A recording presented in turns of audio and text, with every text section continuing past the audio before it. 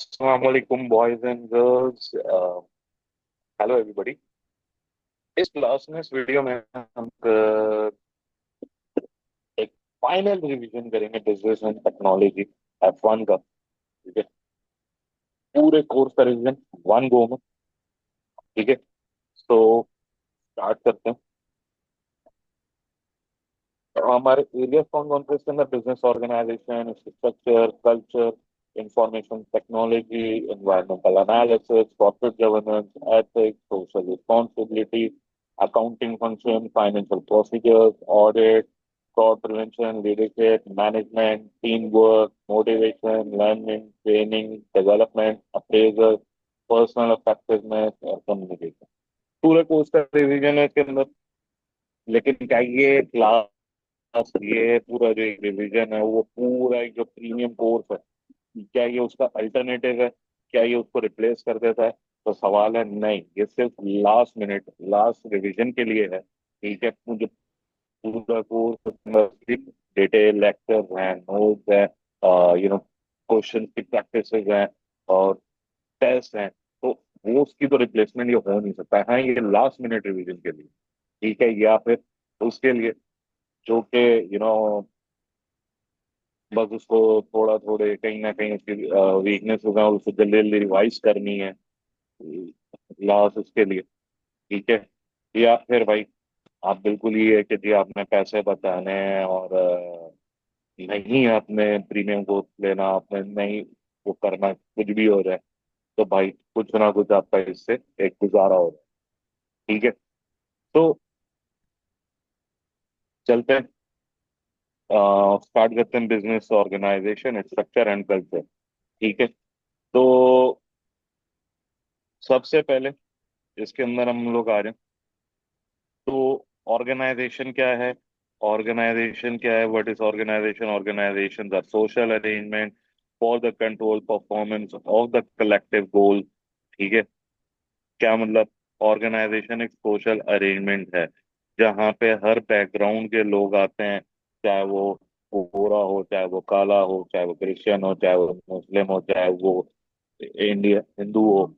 हर background के लोग, हर cast के लोग मिलते हैं for the control performance. Control performance होते हैं, बजटिंग होती है, वेरिएंसेस होते हैं, जिससे परफॉर्मेंस को कंट्रोल किया जाता है। कलेक्टिव गोल्स होते हैं ऑर्गेनाइजेशन के। ठीक है, अब वो कलेक्टिव गोल क्या हो सकते हैं? या तो भाई प्रॉफिट अर्न करना है, या फिर आपने कॉस्ट कंट्रोल करना है। ये कलेक्टिव गोल्स हो सकते हैं। फॉर एग्जाम्पल टोयोटा है, कार मैन्युफैक्चरर है। ठीक है, तो भाई उनका सोशल अरेंजमेंट होता है। हाँ जी, हर बैकग्राउंड के लोग आते हैं, होते हैं वहाँ पे। कार मैन्युफैक्चरिंग के थ्रू कंट्रोल परफॉर्मेंसेज होती हैं जी, बिल्कुल होती है। बजटिंग भी हो रही होती है, वेरिएंसेस भी हो रहे होते हैं और कई तरह के होते हैं। अब कलेक्टिव गोल क्या है? क्या भाई न्यू कार्स मैन्युफैक्चर करनी है और प्रॉफिट अर्न करना है। इसी तरह रेड क्रॉस है या ईबी है जी, सोशल अरेंजमेंट है। हाँ, हर बैकग्राउंड के लोग वहां पर होते हैं। कंट्रोल परफॉर्मेंस होती है जी, बिल्कुल होती है कि यार कितने लोगों को रेस्क्यू करा, कितने लोगों को हमने शेल्टर वगैरह दिया। कलेक्टिव गोल, हाँ जी, कॉस्ट कंट्रोल की तरफ जाना होता है उन्होंने। ठीक है, इसी तरह आर्मी हो गई, सोशल अरेंजमेंट होता है। हाँ जी, हर बैकग्राउंड के लोग होते हैं आर्मी में। कंट्रोल परफॉर्मेंस होती है कि हाँ यार कितने एरियाज को सिक्योर करा, कितने टेररिस्ट को मारा एंड ऑल द। कलेक्टिव गोल क्या होता है? बाय डिफेंस करना। एक घर है, क्या वो ऑर्गेनाइजेशन हो सकता है? यार अब्बू जो है वो पंजाबी हो सकते हैं, अम्मी जो है वो सिंधी हो सकती हैं। ठीक है, बच्चे ज़ाहिर है वो भी कुछ ना कुछ होंगे ही। तो क्या कंट्रोल परफॉर्मेंस होती है? बेगम इतना क्यों होगा करा, बेगम ने घर से बाहर निकाल देना। कलेक्टिव गोल होता है कोई? नहीं होता। तो होम के ऊपर कभी भी ऑर्गेनाइजेशन का स्टैम्प नहीं लगे। ठीक है, तो ऑर्गेनाइजेशन का अगर थोड़ा और डेप्थ में देखा जाए, दो या दो से ज्यादा लोग जो हैं वो साथ काम कर रहे हैं एक स्ट्रक्चर वे में। उनकी ड्यूटीज होती हैं, उनकी रिस्पॉन्सिबिलिटीज होती हैं जो कि उनको असाइन की जाती हैं। ऑर्गेनाइजेशन सिस्टम यूज करती हैं, जैसे कि जी आप ऑर्गेनाइजेशन में आते हो, कार्ड स्वाइप करते हो तो आपकी अटेंडेंस लग जाती है। कैश हैंडलिंग रूल्स होते हैं, स्टाफ बिहेवियर को रेगुलेट किया जा रहा होता है। क्या ऑर्गेनाइजेशन सर्टन गोल्स परसू करती हैं? जी करती हैं। Over and above individual aspirants होते हैं, तो देख रहे होते हैं। ठीक है। अच्छा जी, ऑर्गेनाइजेशंस एग्जिस्ट क्यों करती हैं? भाई, सेटिस्फाई करनी होती है सोशल नीड्स, हर किसी की सोशल नीड्स हैं। भाई किसी को गाड़ी चाहिए, टोयोटा वो सोशल नीड पूरी कर रहा है। आप सेलफोन वगैरह चाहिए, सैमसंग वो सोशल नीड पूरी कर रहा है। ठीक है।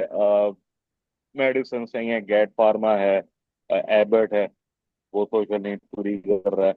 इंडिविजुअल लिमिटेशंस को ओवरकम करना होता है, तो सारे डिफरेंट बैकग्राउंड से डिफरेंट एक्सपर्टीज के लोग आ रहे होते हैं, और अपनी एक्सपर्टीज लेकर आ रहे होते हैं, तो इंडिविजुअल लिमिटेशन जिससे ओवरकम हो जाती हैं।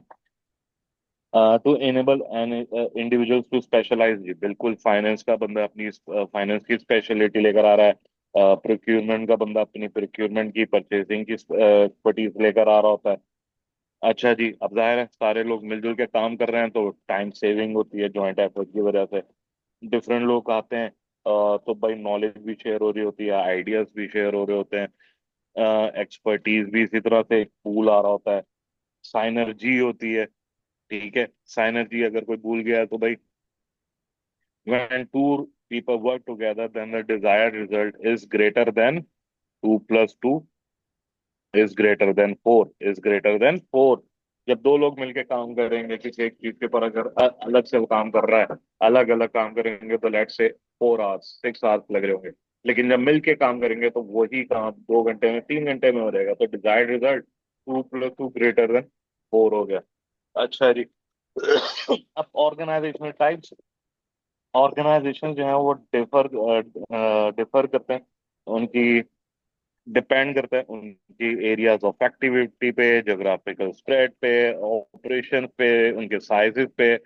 जो दो मेन टाइप्स ऑफ ऑर्गेनाइजेशन है, एक होती है प्रॉफिट ओरिएंटेड ऑर्गेनाइजेशन। प्रॉफिट और ऑर्गेनाइजेशन जैसे टोयोटा है, होंडा है, एमिरेट्स है, क्या है भाई, अपने शेयर होल्डर्स की वेल्थ उन्होंने मैक्सिमाइज करनी होती है, ये है जी कमर्शियल कंपनीज होती हैं। नॉट फॉर प्रॉफिट ऑर्गेनाइजेशन होती हैं, जो कि उन्होंने लोगों की नीड्स को, मेंबर्स की नीड्स को फुलफिल करना होता है। उनका प्रॉफिट जो है उनका प्राइमरी ऑब्जेक्टिव नहीं होता, जैसे कि स्कूल्स हैं, हॉस्पिटल्स हैं। ठीक है। लेकिन क्या वो प्रॉफिट अर्न नहीं करते? जी बिल्कुल, not for profit organisation profit earn करते हैं, जैसे कि एसीसी भी नॉट फॉर प्रॉफिट ऑर्गेनाइजेशन है। लेकिन वो क्या करते हैं, जब प्रॉफिट अर्न होता है, वो भाई लोगों में, अपने मेंबर्स में डिस्ट्रीब्यूट नहीं करते, बल्कि बिजनेस में री इन्वेस्ट हो जाता है। ठीक है। बाय ऑनरशिप और कंट्रोल, बिजनेस जो है वो डिफरेंट कर रहा होता है। पब्लिक सेक्टर ऑर्गेनाइजेशन है, बेसिक गवर्नमेंटल सर्विसेज होती हैं जिसमें जैसे कि पुलिस है, एजुकेशन है, हेल्थ केयर है। Private sector limited liabilities company है। ठीक है। ये पार्टनरशिप को देख रहे होते हैं, क्लब्स को देख रहे होते हैं, कॉपरेटिव जो हैं लोग ओन करते हैं।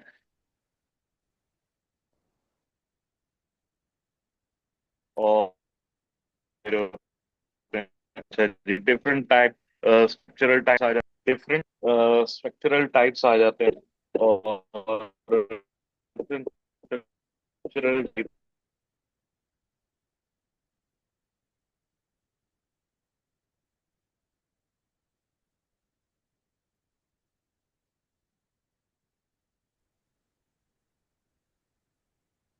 अच्छा जी, tactical, sorry, different structural types होते हैं ऑर्गेनाइजेशंस के। स्ट्रक्चर्स जो है वो रेफर करते हैं कि किस जॉब जो है डिफरेंट डिपार्टमेंट वगैरह में ग्रुप होंगी, ग्रुप किया जाएगा और एलोकेट किया जाएगा रिस्पॉन्सिबिलिटी को और अथॉरिटी को। फॉर एग्जांपल एंटरप्रेन्योरियल है, typical small owner manage companies होती हैं, अलाउ करती हैं फास्ट डिसीजन मेकिंग होती है। ठीक है। हाई डिग्री ऑफ कंट्रोल होता है, लेकिन उनकी ग्रोथ रिस्ट्रिक्ट होती है, क्योंकि ज़्यादा फिजिकल लिमिटेशन होती है, मेंटल लिमिटेशन होती है, और उनकी जो सक्सेस है वो डिपेंड करती है मैनेजर कैपेबिलिटीज पे। तो फंक्शनल डिपार्टमेंट जो है वो बेस करते हैं कॉमन स्पेशलाइजेशन पे। बेस्ट सूटेड कंपनीज हैं वो ऑपरेट करती हैं स्टेबल इन्वायरमेंट में, डील करती हैं कुछ प्रोडक्ट्स में। ठीक है। स्ट्रक्चर जो है वो ऑफन कॉन्फ्लिक्ट कर रहा होता है डिपार्टमेंट में, और स्लो डिसीजन मेकिंग आती है। अच्छा जी, फिर हमारा आ जाता है डिविजनल। डिविजनल क्या है? फंक्शन जो हैं वो ग्रुप होते हैं according to the product lines और डिविजन्स। ठीक है। अच्छा जी, ज्यादा रिस्पॉन्सिबिलिटी जो है वो जनरल मैनेजर्स को दी जाती है।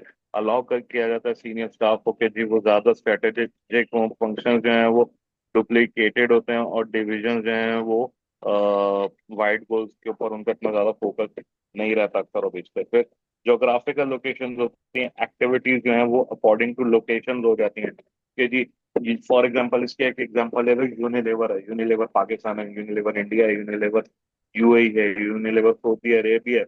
तो वो लोकेशन वाइज उन्होंने अपनी एक्टिविटीज को ग्रुप कर दिया है। ठीक है, और इसमें हाई डिग्री ऑफ फ्लेक्सिबिलिटी होती है, एडजस्ट कर लेते हैं, लोकल कस्टमर्स को आराम से एडजस्ट कर लेते हैं। लेकिन सब ऑप्टिमाइजेशन की तरफ ये चले जाते हैं। अच्छा जी। फिर मैट्रिक्स है, कॉम्बिनेशन होता है, इसके अंदर फंक्शनल भी आ रहा होता है और इसके अंदर डिविजनल स्ट्रक्चर भी आ रहा होता है। एक वक्त में या एक वक्त में दो बॉसेस होते हैं। ये बंदा है, ठीक है, अब ये फाइनेंस में भी रिपोर्ट कर रहा है और ये मार्केटिंग में भी रिपोर्ट कर रहा है। एक वक्त में दो बॉसेस हैं। बेसिकली प्रोजेक्ट बेसिस वगैरह पे ये मैट्रिक्स का सिनेरियो चलता है। ठीक है, फिर बाउंड्री लेस ऑर्गेनाइजेशन की बात करें। सो बाउंड्री लेस ऑर्गेनाइजेशन जो है वो मॉडर्न मॉडल है ऑर्गेनाइजेशन का, जो कि अडॉप्ट करते हैं फ्लेक्सिबल और अनस्ट्रक्चर्ड डिजाइन को।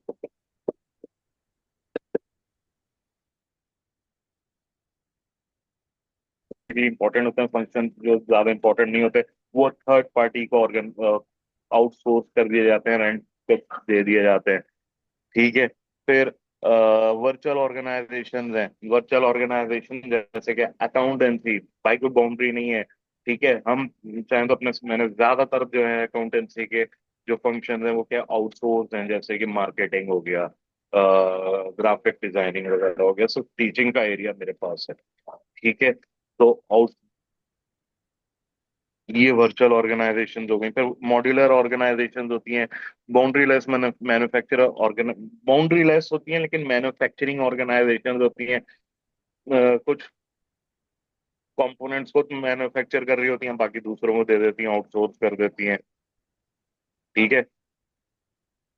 अच्छा जी, अब स्केलर चेन क्या है जी?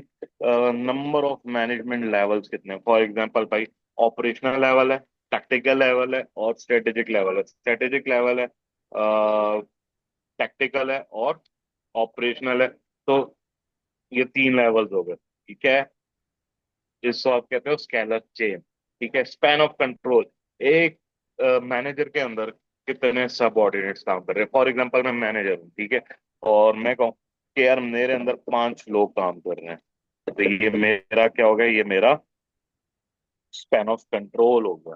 ठीक है, स्पैन ऑफ कंट्रोल डिपेंड करता है डिफरेंट फैक्टर्स पे, डिफरेंट चीजों पे। अब वो क्या, मैनेजर्स की कैपेबिलिटीज क्या है, फिजिकल और मेंटल लिमिटेशंस क्या है। ठीक है, नेचर ऑफ मैनेजर, वर्कलोड पे उस डिपेंड करता है, नेचर ऑफ वर्क जो कि किस क्या रूटीन है क्या नहीं है, जो जोग्राफिकल डिस्पर्शन पे किस सबऑर्डिनेट काम पाए जाते हैं उनको किस तरह कंट्रोल करना है, all that. Level of cohesiveness within the team उस पर डिपेंड करता है। अच्छा जी, ऑल स्ट्रक्चर जो हैं वो डिवाइड हो जाते हैं दो ग्रुप्स में। दो ग्रुप्स में सारे स्ट्रक्चर डिवाइड हो जाते हैं by composition in relation to size. ठीक है, एक होता है टॉल, एक होता है टॉल स्ट्रक्चर जिसके अंदर लेवल ऑफ हायरार्की ज्यादा होते हैं और स्पैन ऑफ कंट्रोल कम होता है। ठीक है, टॉल कुछ इस तरह होगा, ये स्केलर चेन ज्यादा है और सबऑर्डिनेट जो है वो, हाँ स्पैन ऑफ कंट्रोल देखो काम है। ठीक है, फिर एक है फ्लैट स्ट्रक्चर। फ्लैट स्ट्रक्चर में क्या है कि स्केलर चेन कम है और स्पैन ऑफ कंट्रोल ज्यादा लोगों का है। ये है फ्लैट स्ट्रक्चर, इस तरह चलेगा। ठीक है, लेवल ऑफ डिसीजन मेकिंग हमारे पास दो तरह की होती है। एक होती है centralise decision making. Centralise decision making क्या है, हेड ऑफिस है, हेड ऑफिस में फंक्शनल और एंटरप्रेन्योरियल सिस्टम चल रहा है और सारी डिसीजन मेकिंग कहाँ है, हेड ऑफिस में हो रही है। इससे आप क्या कहोगे, इससे आप कहोगे सेंट्रलाइज डिसीजन मेकिंग। फिर है decentralise decision making. Decision making जो है वो डेलीगेट कर दी जाती है लोअर लोअर लेवल्स पे। ठीक है, एग्जांपल जिसके अंदर ग्राफिकल भी आ रहा होता है, इसमें मैट्रिक्स स्ट्रक्चर भी आ रहा होता है कि जी ब्रांचेज एंड ऑल दैट, वहां पे आपने डिसीजन मेकिंग दे दी है और एंड में बस वो जो है वो जवाब दे होते हैं कि हाँ भाई हमने इतना कमा के दिया, इतना कमा के नहीं दिया। फिर आ जाता है ऑफशोरिंग। ऑफशोरिंग क्या है? ये वो प्रोसेस है जहाँ पे आउटसोर्स कर दिया जाता है ऑर्गेनाइजेशन के कुछ फंक्शंस वगैरह को। ठीक है, जैसे कि इसकी बेस्ट एग्जांपल जो है वो एप्पल है। एप्पल अमेरिका में पाया जाता है, लेकिन उसने अपनी प्रोडक्शन जो है वो ऑफशोर करी हुई है, चाइना में, इंडिया में, वहां पे प्रोडक्शन हो रही होती है। ठीक है। एक और सैमसंग ये काम कर रहा है भाई, पाकिस्तान में प्रोडक्शन कर रहा है, असेंबली कर रहा है, कोरिया में कर रहा है, इधर उधर कर रहा है भाई, प्रोडक्शन हो रही होती है। तो ये ऑफशोरिंग। फिर शेयर्ड सर्विसेज अप्रोच, इसके अंदर क्या है जी कि सेंट्रलाइज कर लेते हैं कुछ इंटरनल फंक्शंस को और करंट और थ्रू आउट द ऑर्गेनाइजेशन, जैसे कि आईटी डिपार्टमेंट है वगैरह वगैरह, और सेपरेट बिजनेस जो है वो विद इन द ऑर्गेनाइजेशन चल रहा होता है। ऑर्गेनाइजेशन जो है वो चार्ज कर रही होती है उन फंक्शंस के लिए। ठीक है। फिर हमारे पास आ जाता है प्लानिंग या एंथनी ट्रायंगल। ठीक है, अब इसके अंदर देखो वो आपको क्या बता रहा है कि एक स्ट्रेटेजिक लेवल है, एक टैक्टिकल लेवल है और एक ऑपरेशनल लेवल है। Strategic level basically board level पे हायर लेवल मैनेजमेंट आ रही है, सीईओ आ गया, सीएफओ वगैरह आ गए, डायरेक्टर्स आ गए, बोर्ड ऑफ डायरेक्टर्स होते हैं। ये एक्टिविटीज को क्या करते हैं, प्लान करते हैं। जैसे कि जी पूरी ऑर्गेनाइजेशन लॉन्ग टर्म प्लानिंग हो रही होती है जी, 5 to 10 ईयर की प्लानिंग हो रही है। पूरी ऑर्गेनाइजेशन को ये कंसीडर करते हैं और डिफाइन करते हैं रिसोर्स रिक्वायरमेंट्स को। फिर टैक्टिकल के मिड लेवल। ठीक है, मिड लेवल ऑर्गेनाइजेशन है, मैनेजर लेवल है, ये मीडियम टर्म को देख रहे होते हैं। ठीक है, यानी कह लो ईयर टू ईयर बेसिस पे चल रहे होते हैं, 1 साल 2 साल इस तरह चल रहे हैं। डिपार्टमेंट और डिविजनल लेवल को देख रहे होते हैं और जिस स्पेसिफाई कर रहे होते हैं कि रिसोर्सेज जो हैं ऑर्गेनाइजेशन की वो किस तरह यूज होंगे। ऑपरेशनल लेवल जो है वो उसमें जूनियर मैनेजमेंट होती है, ये डे टू डे एक्टिविटीज देख रही होती है, शॉर्ट टर्म, 6 महीने, 8 महीने, 10 महीने, 12 महीने, बहुत ज्यादा डिटेल्ड काम होता है, कंसर्न होता है day to day running of the company से। ठीक है। अच्छा जी, स्ट्रेटेजी क्या है? स्ट्रेटेजी कोर्स ऑफ एक्शन है जिसके अंदर स्पेसिफिकेशन आती है रिसोर्सेज की, जो जिसमें अचीव करने होते हैं स्पेसिफिक ऑब्जेक्टिव को। लेवल ऑफ स्ट्रेटेजी जो है वो क्या है जी, कॉर्पोरेट है, डायरेक्शंस आती हैं होल ऑफ द ऑर्गेनाइजेशन के, बिजनेस क्या है, क्या आपने किस तरह पर्टिकुलर मार्केट को अप्रोच करना है। ऑपरेशनल क्या है जी, स्पेसिफिक होता है हर डिपार्टमेंट से। ठीक है। अब रोल जो है ऑर्गेनाइजेशन के, जो मेन फंक्शंस होते हैं उनके क्या फंक्शंस होते हैं, और किस तरह वो कोऑर्डिनेट करते हैं, क्या मैकेनिज्म होता है, जरा उसके ऊपर बात करें। रिसर्च एंड डेवलपमेंट, R&D, ये डेवलप करते हैं और इम्प्रूव करते हैं प्रोडक्ट को, न्यू प्रोडक्ट को डेवलप करना है, इनोवेशंस लेकर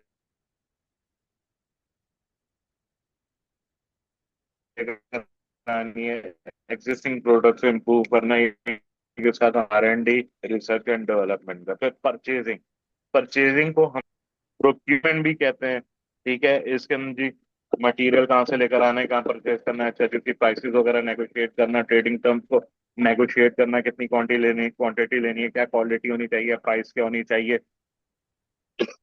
इसके ऊपर बातचीत होती है। फिर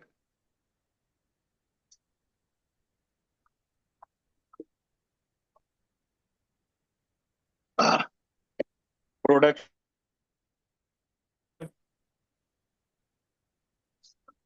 प्रोडक्शन को देखना है कि किस तरह रॉ मटेरियल को कन्वर्ट करना है सप्लाईज में, फिनिश गुड्स में, किस तरह उसमें वैल्यू ऐड होगी।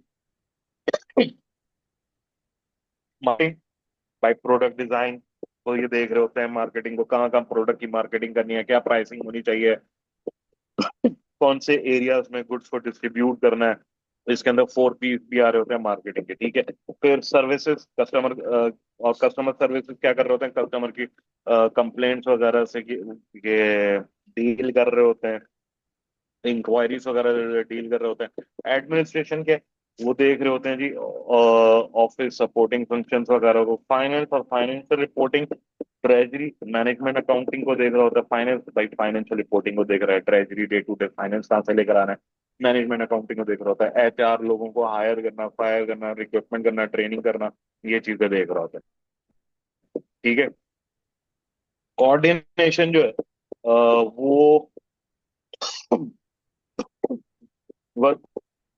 देखना है जी कि क्या बेस्ट प्रैक्टिस होनी चाहिए, आउटपुट जो है वो डेवलपिंग प्रोडक्ट और सर्विसेज को देख रहा है। डायरेक्ट सुपरविजन हो रही होती है, मैनेजरल ओवरसाइड, म्यूचुअल एडजस्टमेंट होती है किस तरह, कम्युनिकेशन वगैरह के थ्रू। ठीक है। मार्केटिंग पे आ जाए तो मार्केटिंग क्या है, एक मैनेजमेंट प्रोसेस है जो कि आइडेंटिफाई करता है, एंटिसिपेट करता है, सेटिस्फाई करता है कस्टमर नीड्स को एफिशिएंटली और प्रॉफिटेबिलिटी के साथ। ऑर्गेनाइजेशन के पास डिफरेंट एटीट्यूड होते हैं टूवर्ड्स कस्टमर। ठीक है। एक होता है प्रोडक्ट ओरिएंटेशन। प्रोडक्ट ओरिएंटेशन क्या होता है कि जी वो प्रोड्यूस करता है गुड्स को ऑप्टिमम क्वालिटी को, और होपफुल होते हैं कि जी उनको खरीदा जाएगा उन्हें ऑल दैट। फिर एक होता है सेल्स ओरिएंटेशन। सेल्स ओरिएंटेशन कि जी एग्रेसिव सेल्स टेक्निक्स यूज करते हैं कि जी लोग उनकी प्रोडक्ट्स को परचेज करें, बाय करें। एक होता है मार्केट ओरिएंटेशन जो कि जिसके अंदर customer at the centre of organisation होता है, एक्टिविटी को इंश्योर करते हैं कि प्रोडक्ट जो है वो सेटिस्फाई कर रही है कस्टमर की नीड्स को। ठीक है। फिर मार्केटिंग मिक्स जो है वो अलाउ करता है balance of organisation capacity, customer requirement, जो इसके अंदर प्रोडक्ट आ जाती है, डिजाइन आ जाती है, उसके फीचर्स आ जाते हैं, उसकी पैकेजिंग आ जाती है। प्राइस एग्जांपल, प्राइस में जी डिस्काउंट कितने देने, क्रेडिट पॉलिसी कितनी होनी चाहिए, 30 डेज होनी चाहिए, 60 डेज होनी चाहिए, पेमेंट टर्म्स क्या होंगे, प्रमोशन आ जाती है एग्जांपल, एडवर्टाइजिंग कहाँ पे करनी है, पर्सनल सेलिंग होनी है कि डायरेक्ट मार्केटिंग करनी है, प्लेस एग्जांपल डिस्ट्रीब्यूशन चैनल्स क्या होंगे, ट्रांसपोर्टेशन किस तरह होगी, वेयर हाउसिंग किधर होगी। और सर्विस सेक्टर मार्केटिंग मिक्स में जो है वो इंक्लूड हो जाते हैं पीपल, जैसे कि पीपल सिलेक्शन, ट्रेनिंग, उनकी मोटिवेशन वगैरह। फिजिकल एविडेंस एग्जांपल लेआउट क्या होगा, डेकर क्या होगा, प्रेजेंटेशन क्या होगी। प्रोसेस मैनेजमेंट जैसे कि कस्टमर हैंडलिंग कौन करेगा, लास्ट कांटेक्ट किस तरह हुआ है, एंड ऑल दैट। ठीक है। ऑर्गेनाइजेशनल कल्चर की अगर बात करें तो ऑर्गेनाइजेशन कल्चर क्या है, set of norms of behaviour.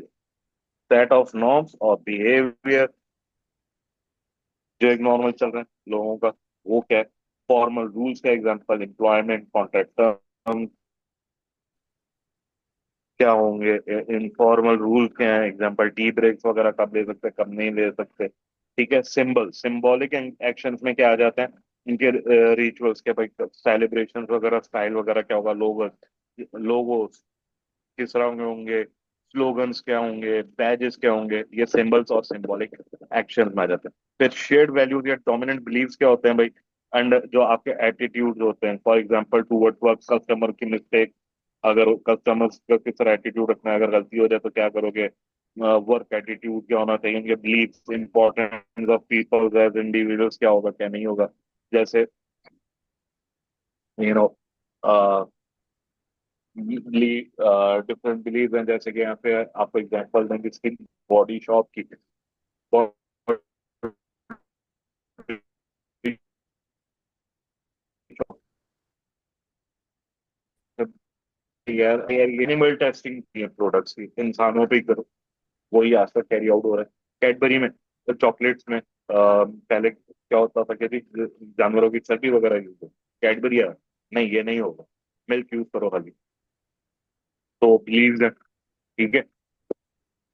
Organization culture जो है वो डिपेंड करता है डिफरेंट सिनेरियोज पे, जैसे कि साइज, कि भाई साइज ऑफ द ऑर्गेनाइजेशन, कि आपका टर्नओवर कितना है, फिजिकल साइज कितना है, एम्प्लॉय नंबर्स कितने हैं, टेक्नोलॉजी, कि भाई इनोवेशन, टूवर्ड्स इनोवेशन एटीट्यूड किस तरह का है, न्यू वर्किंग मेथड्स को अडॉप्ट करने के लिए विलिंग है या नहीं है, डाइवर्सिटी, आपकी प्रोडक्ट रेंज क्या है, आपकी जोग्राफिकल स्प्रेड क्या है, आप कहाँ कहाँ वो करते हैं, cultural makeup of stakeholders क्या है, एज, कितने साल हो गए आपको बिजनेस में, डेप्थ ऑफ मैनेजर्स एक्सपीरियंस क्या है, हिस्ट्री क्या आपने काम पास्ट में काम कर रहे हैं, प्रीवियस सक्सेस रेट आपका क्या रहा है, ownership number and types of share holders आपके कौन है। अच्छा जी। सचिन आर्ग्यू करता है कि जी लीडर जो हैं ऑर्गेनाइजेशन के वो क्रिएट करते हैं कल्चर को, और उसमें 3 लेवल्स ऑफ कल्चर भी बताएं। आप देखो बिल्कुल इसकी एक आपको मैंने भी बॉडी शॉप की एग्जांपल दी है। एक और एग्जांपल देता हूँ कि इसकी मैकडोनल्ड्स, मैकडोनल्ड्स, रोनाल्ड मैकडोनल्ड जो है वो एक कल्चर से बड़ा बेजार है, बड़ा तंग था कि जी लोग आते हैं ऑर्डर लेते हैं उनको पहले तो ऑर्डर लाके दो, फिर वो खाएंगे और वहीं पे अपना कचरा फेंकेंगे, काफी देर तक बैठेंगे और उसके बाद चले जाएंगे। वो एक कल्चर लेकर आया। जब उसने मैकडोनल्ड खोला, के आओ ऑर्डर करो, खुद ही अपना ऑर्डर लो, खाओ पियो, खाने पीने के बाद डस्टबिन में डालो और चलते रहो, ज्यादा देर बैठने के लिए। वो कल्चर आज तक चल रहा है। सही। आर्टिफैक्ट्स जो है वो इजीली आपको नजर आता है। एक कल्चर टाइप जो कि इजीली आपको नजर आएगा ऑफिस के लेआउट में, इन्वायरमेंट में, ड्रेस कोड में। ठीक है। इससे आप क्या कहोगे? आर्टिफैक्ट्स। फिर है एस्पोज वैल्यूज। ये सपोर्ट वैल्यूज होती हैं। फॉर एग्जांपल आपके स्लोगन्स वगैरह। ठीक है। आपके स्लोगन्स हैं, वो आपको नजर, जैसे कि नाइक, जस्ट डू इट, वो आज तक आपको नजर आ रहा है। बेसिक असम्पशंस के जी, ये इसको आइडेंटिफाई करना थोड़ा मुश्किल होता है। अनकॉन्शियस लेवल पे होते हैं, जैसे कि रिस्पेक्ट फॉर मैनेजमेंट इंस्ट्रक्शन। ये अच्छा मेरे साथ हो चुका है क्या?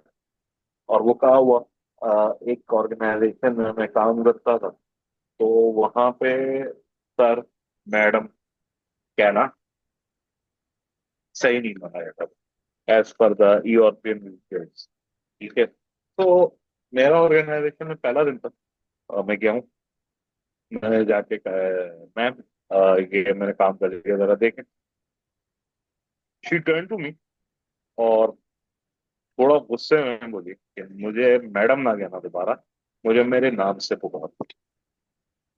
सो ये कुछ एग्जाम्पल। अच्छा, हैंडी, चार्ल्स हैंडी ने जो है वो कॉर्पोरेट कल्चर को डिफाइन इस तरह के किया कि the way we do things around here. अब इसमें फोर कल्चरल टाइप्स आपको बताएं। एक उसने बताया पावर कल्चर, जो कि स्मॉलर और एंटरप्रेन्योरियल ऑर्गेनाइजेशन में बताया, जहाँ पे मेजर फोर्स ऑफ इन्फ्लुएंस जो है वो उसका फाउंडर होता है। जैसे कि अकाउंटेंसी, इसका फाउंडर मैं हूँ। ठीक है, छोटी ऑर्गेनाइजेशन है, तो भाई मैं लोगों को इन्फ्लुएंस कर रहा हूँ, मेरा दबदबा होगा। कुछ फॉर्मल रूल्स हैं, दैट्स इट। ठीक है। फिर एक है टास्क कल्चर। टास्क या प्रोजेक्ट बेस्ड होता है, यहाँ पे क्रिएटिव वर्क होता है। और कुछ उल्टा सीधा अलाउ नहीं होगा। गोल्स के दरमियान उनको अचीव करना है, आपकी एक टास्क होती है। सूटेबली जो है, ये कहाँ सूटेबल होता है? Rapidly changing environment. ठीक है। फिर रोल कल्चर है, कॉमन है ब्यूरोक्रेटिक ऑर्गेनाइजेशंस में। ठीक है, फॉर एग्जांपल गवर्नमेंट में पीपल जो हैं वो प्री डिटरमाइंड प्रोसीजर्स और रूल्स को फॉलो करते रहते हैं, काम की ऐसी की तैसी होता रहेगा। अच्छा, इंडिविजुअल पोजीशन जो है वो हायरार्की में आते हैं। पर्सन, ये सर्व करता है इंटरेस्ट ऑफ द इंडिविजुअल्स, जो कि फॉर एग्जांपल सोलर साइटर्स फर्म्स हैं, अराउंड एजुकेटेड आर्टिक्यूलेट इंडिविजुअल स्पेशलिस्ट करते हैं कॉमन इंटरेस्ट। जो सक्सेस है ऑर्गेनाइजेशन की, वो डिपेंड करती है कि जी की पर्सन को आपने रिटेन करना है। ठीक है। पर्सन कल्चर जो है वो आपको एक्टर्स में, डॉक्टर्स में, इधर उधर आपको नजर आएगा बहुत। अच्छा जी। फिर होम स्टेट अटेम्प्ट करता है, आइडेंटिफाई करता है नेशनल कल्चर इन्फ्लुएंसेस को बिजनेस बिहेवियर में। ठीक है। अब ये है इंडिविजुअलिज्म वर्सेस कलेक्टिविज्म। ये टेंडेंसी होती है लोगों की कि जी किस तरह इसने इमीडिएट फैमिलीज वगैरह को देखना है। हाई स्टाफ जो है वो एक्सपेक्ट करता है, असेस करता है अपने मेरिट्स को। लो स्टाफ जो है वो एक्सपेक्ट करेगा ग्रुप्स वगैरह को। अनसर्टेनिटी अवॉइडेंस होती है, यू इंडेक्स, जो कि यहाँ पे लोग जो है वो रिस्क को पसंद नहीं करेंगे। अब यहाँ पे हाई कह के स्टाफ जो है वो डिटेल गाइडलाइंस एक्सपेक्ट कर रहा होगा, और लो कह के स्टाफ जो है वो खुद से इनिशिएटिव लेंगे। अच्छा जी, पावर डिस्टेंस कल्चर। ये इनइक्वलिटी इन पावर जो है यहाँ पे एक्सेप्ट होती है। मैनेजर्स जो है वो पावरफुल होंगे, स्टाफ जो है वो जरा दबा हुआ होगा, और वो डिसीजन मेकिंग में इतना इन्वॉल्व नहीं होगा, हालांकि उसकी एक्सपेक्टेशन होगी कहीं। फिर मैस्कुलिनिटी वर्सेस फेमिनिटी। वैल्यूज जो है बेस करती हैं कॉम्पिटिटिवनेस पे, एम्बिशन पे, मॉनेटरी रिवॉर्ड पे। लास्ट डिस्टिंक्शन जो है वो जेंडर रोल्स की, स्टाफ की होती है, पावर और सक्सेस की होती है। लिटिल डिस्टिंक्शन होती है बिटवीन जेंडर रोल्स। स्टाफ जो होते हैं मोटिवेट होते हैं क्वालिटी ऑफ लाइफ से। Long term orientation versus short term orientation में लॉन्ग टर्म जो है फोकस करते हैं फ्यूचर रिवॉर्ड्स पे, सेविंग पे, परसिस्टेंस पे। शॉर्ट टर्म में जी फोकस होता है रिस्पेक्ट पे, ट्रेडिशनल पे, सोशल पे, ऑब्लिगेशन पे, सेविंग पे। फिर इंडी इंटेलिजेंस वर्सेस रिस्ट्रेंट है कि फोकस होता है कि जी अब लाइफ एंजॉय करो, चिल करो। ठीक है। रिस्ट्रेंट क्या है जी? स्ट्रिक्ट गोल नॉर्म होते हैं भाई, गोल अचीव करो, लाइफ गई और चिल चले गया, फेल लेना। Impact of the informal organisation, एक ऑर्गेनाइजेशन है, उसके अंदर ऑब्वियसली अब आप काम कर रहे होते हैं तो आप सोशलाइजिंग आपकी हो रही होती है, तो एक डिविजनल बाउंड्री के अंदर एक इनफॉर्मल ऑर्गेनाइजेशन और बनता है। ठीक है। मैं हूँ, मेरे कोलीग हैं, मेरा उनसे यारी दोस्ती हो गई है। अब मेरी उनसे यारी दोस्ती हो गई है तो अब वो एक क्या हो गई है, वो एक इनफॉर्मल ऑर्गेनाइजेशन हो गई है। ठीक है। एक फ्लेक्सिबल अरेंजमेंट बन गया, रादर देन के जी ब्यूरोक्रेटिकली चीजें जाएं कि मैं इसको दूं फिर इसको दूं फिर वो मैनेजर को दे फिर उसको दे। अब मैं काम कर रहा हूँ, करते कराते मेरी मैनेजर से यारी दोस्ती हो गई, वो जा रहा है, मैंने कहा ये ले पकड़। तो फीचर्स क्या है इनफॉर्मल ऑर्गेनाइजेशन के? पीपल जो है वो ज्वाइंट होते हैं कॉमन इंटरेस्ट है, नेटवर्क से, बेस्ड ऑन फ्रेंडशिप। अच्छा जी। सेपरेट सेट ऑफ प्रोसीजर्स होते हैं, पीपल जो हैं वो अपनी फेवर्स कर रहे होते हैं एक दूसरे के साथ, ये होता है भाई। ठीक है। ग्रैप माइंड कम्युनिकेशन नेटवर्क होता है, सर्कुलेट होती है यहाँ पे गॉसिप्स वगैरह, उए तुझे पता है उसका उससे चक्कर चल रहा है, उए अपने जो बॉस है ना वो मैडम के साथ सीन ऑन है उसका एंड ऑल दैट। ठीक है। तो भाई अच्छा ये होता है, हाँ, मजाक में नहीं लेना है खाली। अब इसके कुछ पॉजिटिव्स भी हैं, इसके कुछ नेगेटिव्स भी हैं। मैनेजमेंट इसको यूज करती है कि जी कॉम्प्लीमेंट के तौर पे कि यार एग्जिस्टिंग स्ट्रक्चर में आपकी बॉन्ड्स स्टाफ के अंदर अच्छी हो रही है, यार ये दोस्ती हमारा तो माहौल बड़ा जबरदस्त है, लोग बड़े अच्छे हैं। अच्छा जी। काम जल्दी हो रहा होता है, वो फाइल वाली एग्जांपल टक बैंक की, रादर देन के जी इतना टाइम लगा है। अच्छा जी। अब grapevine, monitoring the grapevine allow करता है कि जी प्रॉब्लम्स वगैरह हो रही हैं वो उनको एस्केलेट होने से पहले सॉल्व कर लो। अब इसके कुछ नेगेटिव भी हैं। जब इनफॉर्मल ऑर्गेनाइजेशन होने का मतलब ये है कि कि जी अब लोग जो हैं वो इमोशनली एक दूसरे के साथ हो जाते हैं। वो अगर बबलू रिजाइन करके जाएगा तो उसकी बबली भी रिजाइन करके जाएगी, वो छुट्टी करेगा तो वो भी छुट्टी करेगी, तो भाई उसकी तबीयत खराब है कौन देखेगा। ठीक है। फिर कटिंग कॉर्नर्स एक्सपोज कर देता है ऑर्गेनाइजेशन को एडिशनल रिस्क की तरफ से, जैसे कि सेफ्टी फेलियर्स, वो फाइल वाली एग्जांपल, रास्ते में किसी को लग जाए तो। सो आई होप यहाँ तक क्लियर होगा। अब हम लोग करेंगे इंफॉर्मेशन टेक्नोलॉजी।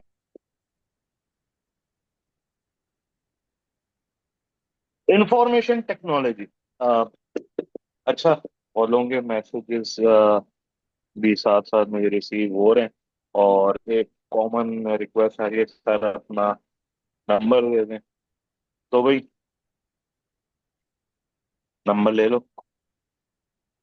अगर पाकिस्तान से बाहर हो तो +92, ठीक है, 302 177 7706।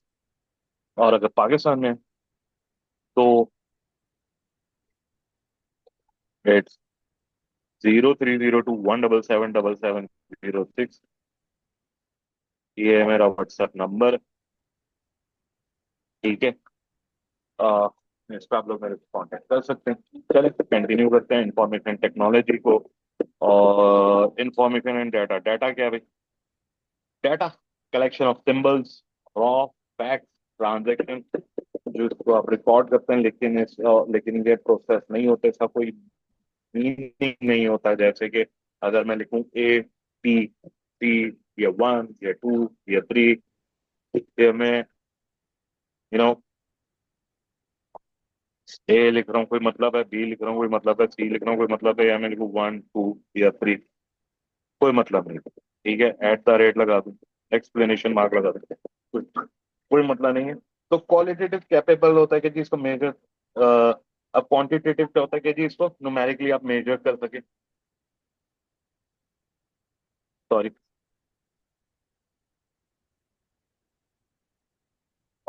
क्वालिटेटिव क्या होता है, सब्जेक्टिव होता है।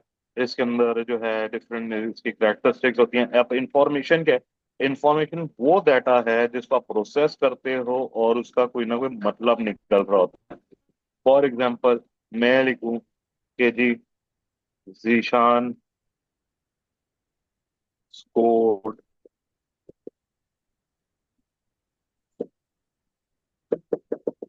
92 इन बीटी। तो भाई अब समझ में आ रहा है कि यार बीटी जो सब्जेक्ट है जिसके अंदर 92 स्कोर करें जीशान ने, ये information.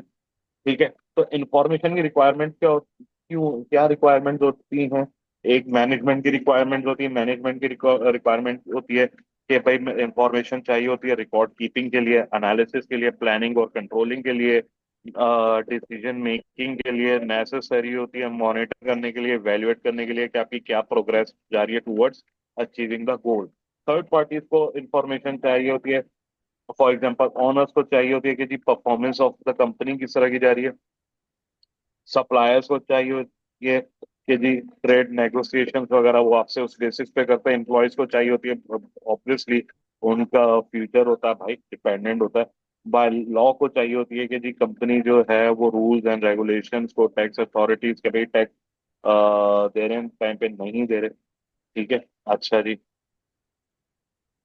Qualities of a good information भाई एक्यूरेट होती है। ठीक है, एक्यूरेट होती है। सी, कंप्लीट होगी, कोई चीज मिसिंग नहीं होगी। कॉस्ट, एक इंफॉर्मेशन है उससे मुझे बेनिफिट होना है 100 रुपीज, और अगर वो हो 1000 रुपीज की तो कोई फायदा नहीं। तो भाई जितने का बेनिफिट होना है उससे कम की कॉस्ट हो, ये गुड इंफॉर्मेशन की क्वालिटी में आता है। अंडरस्टैंडेबल हो भाई, जो मैं इंफॉर्मेशन दे रहा हूँ, जो मैं आपको पढ़ा रहा हूँ, आपको अंडरस्टैंडेबल हो, आपके ऊपर से गुजर जाए तो फायदा नहीं। रेलेवेंट हो, बिजनेस टेक्नोलॉजी का पेपर देना है भाई और मैं पढ़ाने बैठ जाऊँ एफ ए या ए में, क्या फायदा है? Relevant to the purpose, to the goal, easy to use हो भाई, टाइमली हो, पेपर देना 1 महीने बाद, कोर्स कंप्लीट हो रहा है 4 महीने बाद, क्या फायदा? एडॉप्टेबल हो। ठीक है। अच्छा जी, आप इंफॉर्मेशन डिसीजन मेकिंग के लिए चाहिए स्ट्रेटेजिक लेवल पे, जिसमें आपने लॉन्ग टर्म स्ट्रेटेजी करनी है, 5 इयर्स 10 इयर्स प्लानिंग। ठीक है। मेनली एक्सटर्नल सोर्सेज इसके अंदर इन्वॉल्व होते हैं, यूजुअली समराइज फॉर्म में होते हैं, एडहॉक बेसिस पे होता है। टैक्टिकल इंफॉर्मेशन जो है, जो कि मिडिल लेवल मैनेजमेंट को चाहिए होती है, इंफॉर्मेशन जो है वो स्ट्रेटेजिक लेवल पे होगी। अच्छा, रेगुलर क्वांटिटेटिव रिपोर्ट होती है, ऑपरेशनल लेवल पे हो रही है, समराइज फॉर्म होगी, फर्दर डिटेल उसके अंदर अटैच होंगी, ऑपरेशनल बहुत ज्यादा डिटेल होगी, इंस्ट्रक्शंस होंगी टेक्निकल लेवल की तरफ से। अच्छा जी, कंसर्न होती है डे टू डे परफॉर्मेंस के ऊपर, और डिटेल्ड और बहुत प्रिसाइज होती है। अच्छा जी, कंप्यूटराइजेशन के ऊपर आ जाए तो कंप्यूटर टेक्नोलॉजी इंक्लूड होती है इसके अंदर। इंटरनेट होता है, can be access by organisational members. Extranet access होता है और थर्ड पार्टीज, जो ऑथराइज थर्ड पार्टीज होती हैं, फॉर एग्जांपल सप्लायर्स, उनका इसमें एक्सेस होता है। डेटाबेस होता है, शेयर्ड फैसिलिटी होती है, स्टोरिंग कैपेबिलिटी होती है कि लार्ज अमाउंट ऑफ डाटा इसके अंदर स्टोर किया जा सके, स्प्रेडशीट जैसे कि एक्सेल टूल्स वगैरह, एनालाइज वगैरह करने के लिए होता है इसको। ठीक है। अच्छा जी, एडवांटेजेस क्या होती हैं जी? पहले डेटाबेस की बात करते हैं तो भाई डुप्लीकेशन अवॉइड हो जाएगी। ठीक है। रिपोर्ट और डाटा शेयरिंग इजी हो जाती है, कंसिस्टेंसी रहती है इनपुट डाटा में। डिसएडवांटेजेस क्या होंगी? इनहेंस सिक्योरिटी होगी, रिस्ट्रिक्टेड एक्सेस होगा। अच्छा जी, high level of skills required होता है, रिक्वायर होती है इसके अंदर, फाइनेंशियल इन्वेस्टमेंट इसके अंदर एक आग लगती है, पैसा बहुत ज्यादा ड्रेन होता है, सिस्टम फेलियर जो होता है वो वाइड स्प्रेड हो सकता है। स्प्रेडशीट की क्या एडवांटेजेस है भाई? इजी टू यूज है, फेमिलियर होता है, कंप्यूटर ऑपरेटर्स उससे फेमिलियर होता है, हर किसी को एक्सेल वगैरह यूज करना आता है। अलाउ करता है यूजर्स को कि जी वो मैनिपुलेट कर सके डाटा।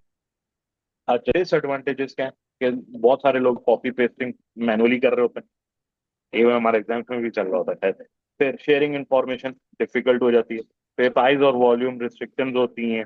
अच्छा जी, अकाउंटेंसी पैकेजेस की एडवांटेज, रैपिड रिकॉर्डिंग हो जाती है ट्रांजेक्शन्स की मैनुअल सिस्टम में। मिस्टेक्स के चांसेस कम हो जाते हैं। रैपिड प्रोडक्शन जो है रिपोर्ट की और फाइनेंशियल स्टेटमेंट्स की होती हैं। अच्छा जी। यूजुअली ट्रेनिंग चाहिए होती है, डिसएडवांटेज है एक्सपेंसिव होते हैं भाई, सस्ते तो होते नहीं है, सैप हो गए और एक्ल हो गए, कोई कुछ हो गया। They are not an easy, मतलब सस्ते नहीं होते, चीप नहीं होते। फिर unnecessary low level of transactions इसके अंदर होती हैं। टाइप्स ऑफ इंफॉर्मेशन सिस्टम्स के ऊपर बात करें तो भाई हम, एक होता है हमारा ट्रांजैक्शन प्रोसेसिंग सिस्टम जिसको हम लोग कहते हैं टीपीएस, जो कि पेरोल इसके अंदर काफी यूज हो रहा होता है। इंडिविजुअल ट्रांजैक्शन को ये देखता है, रूटीन रिपोर्टिंग को ये देख रहा होता है। अच्छा जी। जूनियर मैनेजमेंट इसके अंदर इन्वॉल्व होती है, कंसर्न होती है, रिकॉर्डिंग और बेसिक प्रोसेसिंग इसके अंदर होती है। फिर एक होता है MIS, management information system, simple database application होती हैं, कन्वर्ट करता है डाटा को टीपीएस में। ठीक है। मिडिल मैनेजमेंट इसको यूज कर रही होती है, एडहॉक रिपोर्ट्स जनरेट करता है, कंसर्न होता है मॉनिटरिंग परफॉर्मेंस से और कोऑर्डिनेशन से। फिर ईआईएस होता है, executive information system, for example complex database application इसके अंदर होती हैं। कंसर्न होता है मॉनिटरिंग बिजनेस रिजल्ट जनरेट करता है, बिजनेस कंडीशन को।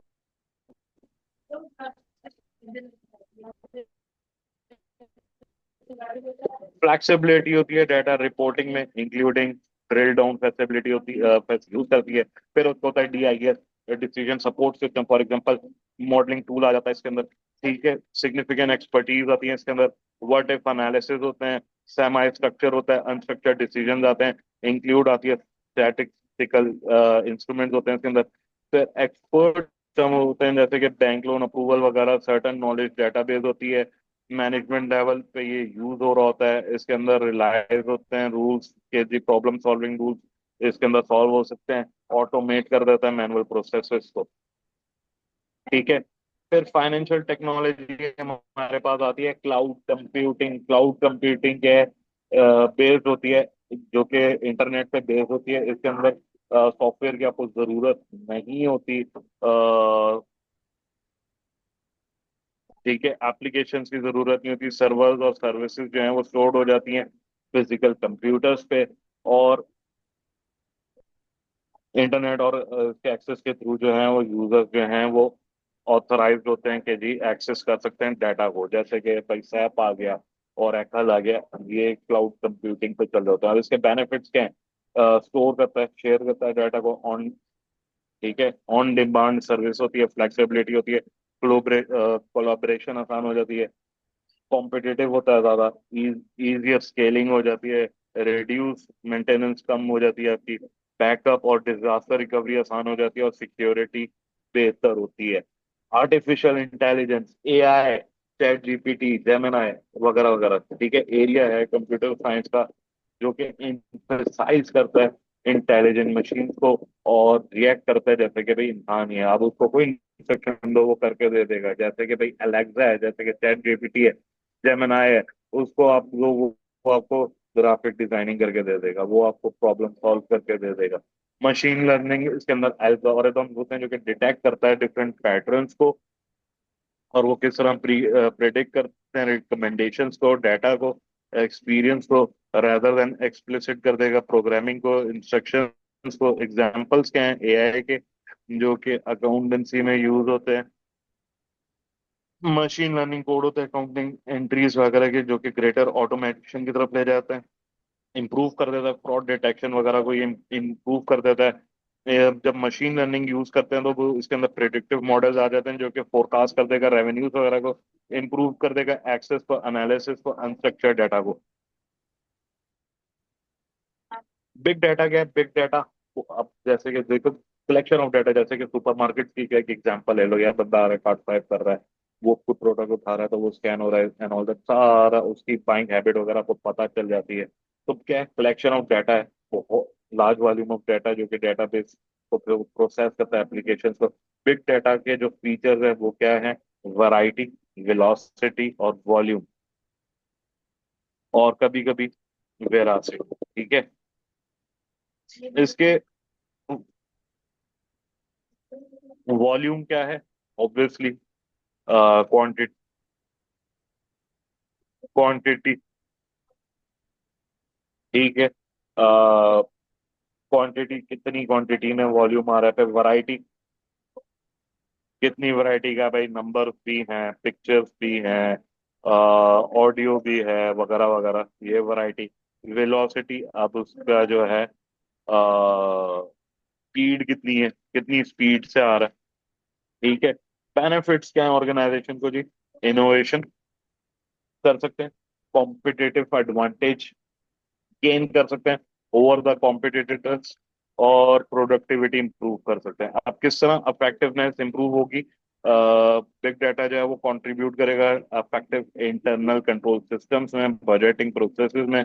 बिग डाटा इंप्रूव करेगा क्वालिटी और रेलेवेंस ऑफ अकाउंटिंग इंफॉर्मेशन को। बिग डाटा जो है वो असिस्ट कर सकता है कि वो क्रिएट करे और इम्प्रूवमेंट करे अकाउंटिंग स्टैंडर्ड्स को।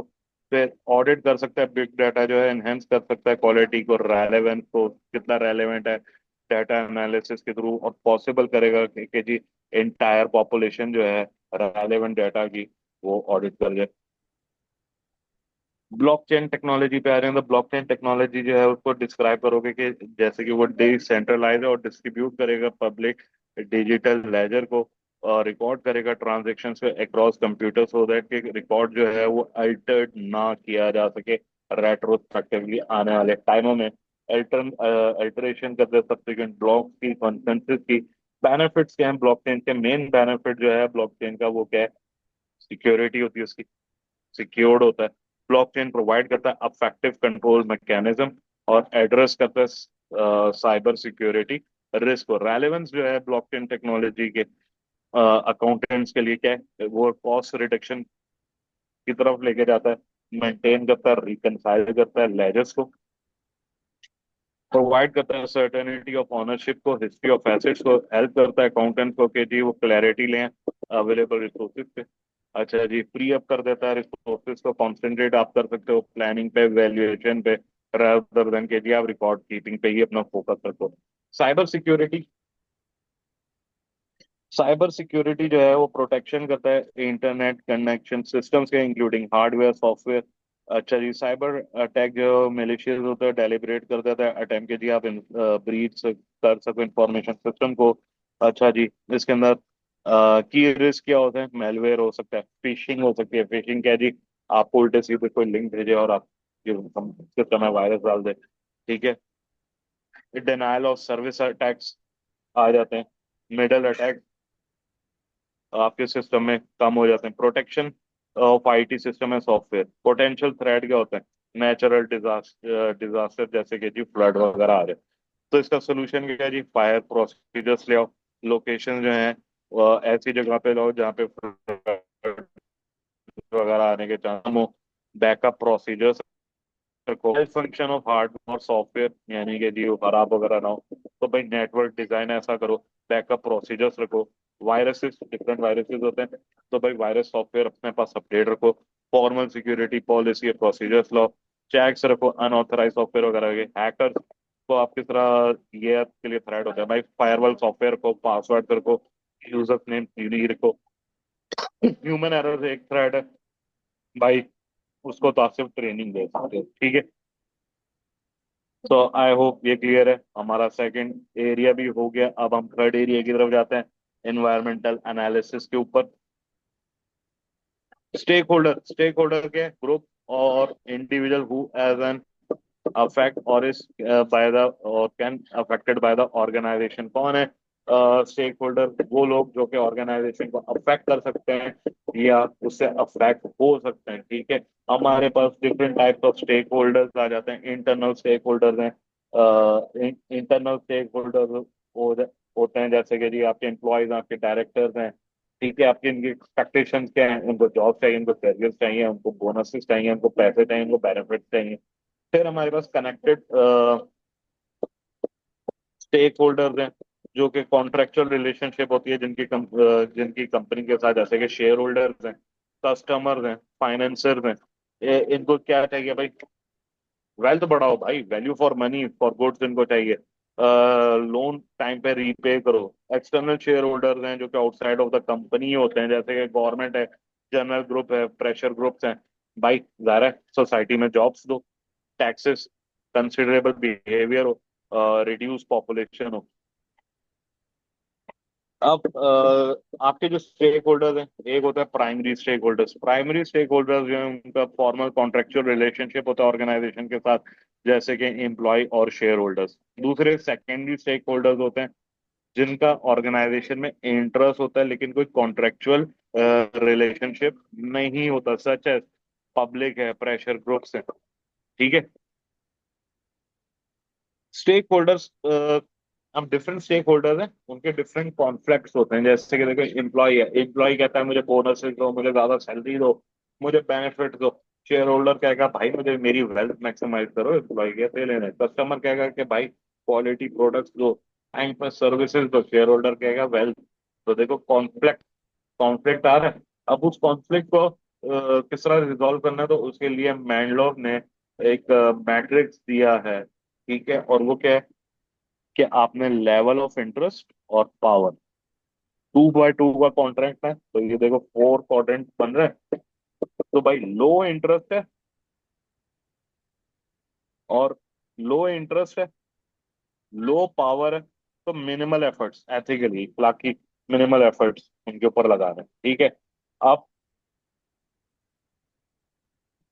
हाई पावर है लेकिन लो इंटरेस्ट है, जैसे कि गवर्नमेंट, तो भाई उसके रूल्स एंड रेगुलेशन को सेटिस्फाई रखते हुए उनको बस सेटिस्फाई रखो। वो सोता हुआ शेर है, अगर वो जाग गया ना तो वो ऐसी की तैसी कर देगा, उसको सोने ही रहने दो। फिर ऐसे लोग हैं जिनकी पावर तो लो है लेकिन इंटरेस्ट हाई है। ठीक है, लेकिन वो दूसरों के साथ मिलकर आपके लिए प्रॉब्लम क्रिएट कर सकते हैं, तो भाई उनको इन्फॉर्म्ड रखो। ठीक है। फिर एक वो लोग हैं जिनकी पावर भी हाई है, वो सॉरी इंटरेस्ट भी हाई है और पावर भी हाई है, तो भाई ये की प्लेयर्स हैं, मैक्सिमम रिसोर्सेज इनके ऊपर लगानी है, क्योंकि अगर ये निकल गए तुम्हारी ऑर्गेनाइजेशन गई। ठीक है। अब हमारे पास कुछ एक्सटर्नल फैक्टर्स आते हैं, इन्वायरमेंटल फैक्टर्स आते हैं जिसको जिनका इम्पैक्ट हो सकता है ऑर्गेनाइजेशन पे। ठीक है, और उसमें हमारे पास है एक पेस्टल, पेस्टल में हमारे पास पहले आ जाता है पॉलिटिकल फैक्टर्स। पॉलिटिकल फैक्टर्स में जी पॉलिटिकल सिस्टम, आइडियोलॉजी क्या है, गवर्नमेंट क्या है, और गवर्नमेंट का रोल क्या है इकोनॉमी में। ठीक है, पॉलिटिकल इंस्टेबिलिटी है कि स्टेबिलिटी है, फॉरेन ट्रेड रिलेशनशिप्स किस तरह के हैं। ठीक है, गवर्नमेंट का इम्पैक्ट क्या हो सकता है कि जी इंसेंटिव्स है सर्टेन इंडस्ट्रीज में, फॉर्म्स में, टैक्स ब्रेक्स वगैरह क्या देती है, क्या मेजर एम्प्लॉयर्स वगैरह for example customer defence contracts वगैरह किस तरह के हैं।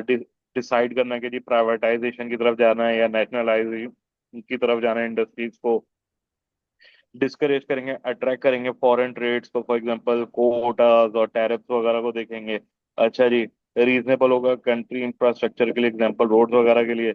लेवल ऑफ पॉलिटिकल सिस्टम क्या सुप्रा नेचुरल है, जैसे कि वर्ल्ड ट्रेड ऑर्गेनाइजेशन प्रमोट करती है फ्री ट्रेड और रिजॉल्व करती है ट्रेड डिस्प्यूट को। National for example European union जो है लुक लुक लुक आफ्टर करता है सिंगल ऑपरेशन यूरोपियन मार्केट को। रीजनल जैसे कि काउंसिल जो हैं वो अफेयर्स देख रहे हैं डिफरेंट डिस्ट्रिक्ट वगैरह के। ठीक है। लीगल फैक्टर्स, फैक्टर्स में जैसे देखो लॉज आ जाते हैं लीगल। पॉलिटिकल जो है देख रहे हैं, पॉलिटिकल फैक्टर्स को देख रहे हैं लोग जो हैं, पॉलिटिकल और लीगल को अक्सर मिक्स कर देते हैं। अगर उसने एग्जाम में आपको PEST दिया हुआ है खाली, तो लीगल फैक्टर पी में आ जाएगा, वरना भाई ये अलग है। अगर पूरा आ रहा है तो ये एल फैक्टर लीगल अलग है। लीगल में लॉज आ जाते हैं, जैसे कि डेटा प्रोटेक्शन लॉ आ गया, पर्सनल डेटा इसमें अंदर आपको सिक्योर वगैरह रखना है, हेल्थ एंड सेफ्टी लॉज आ गए। ठीक है, तो वो हेल्थ एंड सेफ्टी से रिलेटेड होते हैं। फिर यूज, अब जैसे कि देखो फेयरली लॉफुली ट्रांसपेरेंटली आपने चीजों को लेके चलना है, एक्सप्लिसिट करना है पर्पसेस को, जिस पर्पस के लिए उसके लिए करो, एक्यूरेट हो इंफॉर्मेशन लगा वगैरह, और उतने अरसे के लिए जब रखो जितने अरसे के लिए जरूरी जरूरी है। हैंडल इस तरह करो कि इंश्योर करो कि अप्रोप्रिएट सिक्योरिटी हो, प्रोटेक्शन हो, अनलॉफुल और अनऑथराइज लोगों के हाथ ना लगे चीजें। डाटा जो है यूजर जो है रिस्पॉन्सिबल होता है उसकी सिक्योरिटी के लिए, उसकी प्रोटेक्शन के लिए। पर्सनल डाटा जो है वो किसी और को किसी भी सूरत में किसी कंट्री में या किसी इंडिविजुअल को ट्रांसफर ना हो। ठीक है। राइट्स एंड फ्रीडम लोगों की आपने ख्याल रखनी है, race, authentic background, trade union membership, genetics, biometrics वगैरह का। इकोनॉमिक फैक्टर्स जो है वो आपके क्या आ जाते हैं भाई? इकोनॉमिक फैक्टर्स आपके आ जाते हैं जैसे कि इन्फ्लेशन क्या है, टैक्स रेट क्या है। ठीक है। मार्केट आपकी बूम पे है या रिसेशन पे है। मैक्रो इकोनॉमिक्स क्या है? मैक्रो इकोनॉमिक्स जो है वो स्टडी है इकोनॉमिक बिहेवियर की, इंडिविजुअल कंसर्न्स की, फर्म्स की, इंडस्ट्रीज की। मैक्रो इकोनॉमिक्स कंसीडर करती है, एग्रीगेट करती है बिहेवियर बिहेवियर को, study of sum of individual economic decisions को। मैक्रो इकोनॉमिक्स जो है वो फोकस करता है ओवरऑल एग्रीगेट डिमांड पे, गुड की, सर्विसेज की, आउटपुट ऑफ गुड्स की, सर्विसेज की, supply of factors, production, labour, capital, entrepreneurship, total income कितनी है आपकी सोसाइटी में। ठीक है। नेशनल प्रोडक्ट को खरीदने में लोग कितना पैसा लगा रहे हैं, गवर्नमेंट की क्या पॉलिसी है। मैक्रो इकोनॉमिक पॉलिसी के ऑब्जेक्टिव्स के राइजिंग इकोनॉमिक ग्रोथ हो, लो इन्फ्लेशन हो, फुल एम्प्लॉयमेंट हो, बैलेंस ऑफ पेमेंट्स यानी कि difference between value of exports and imports. Factors जो कि अफेक्ट करते हैं लेवल ऑफ बिजनेस एक्टिविटी को, वो कॉन्फिडेंस ऑफ कंज्यूमर्स यानी कि बायस को देख रहे होते हैं हम, बिजनेस पॉलिटिकल स्टेबिलिटी देख रहे होते हैं, इकोनॉमिक डेवलपमेंट देख रहे होते हैं। एग्रीगेट डिमांड जो एक डिमांड क्या है आपकी सोसाइटी में, आपकी इकोनॉमी में, उसका फॉर्मूला क्या है? A D is equal to C plus I plus G plus X minus M. अच्छा जी, C means consumer spending, I means investment by firm, G means government spending, D means X means demand from exports और M means demand for imports. Capital उसकी availability और उसका level of interest rates क्या होगा। Use of resources such as new technology, efficient working practices क्या होंगी, government policy, spending और taxation क्या होगी, exchange rate movements, strength of the currency क्या होगी। ट्रेड साइकिल क्या है? Series of fluctuation, rate of growth, real है, इन्फ्लेशन एडजस्टेड है, जीडीपी है, लॉन्ग रन ट्रेंड है या नहीं। अच्छा जी। नॉट इजी भाई, पूरा 4 6 साल वो करना।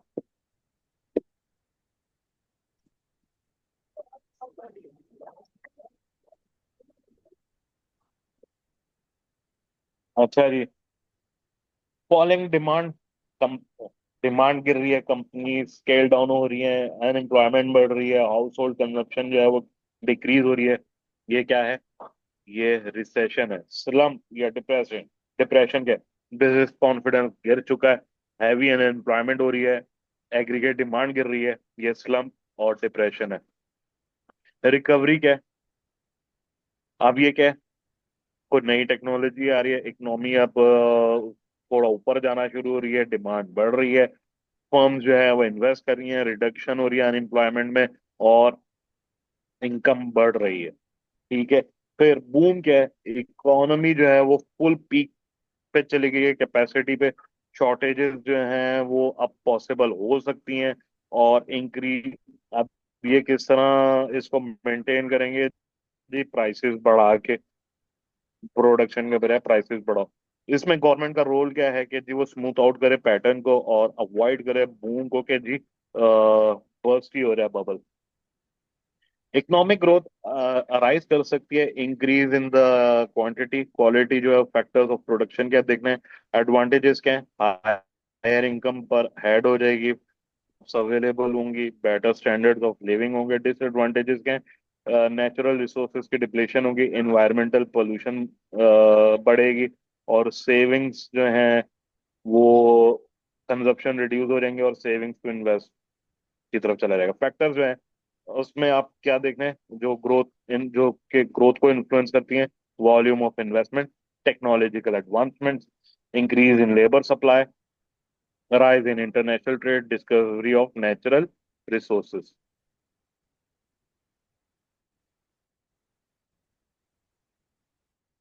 Policy to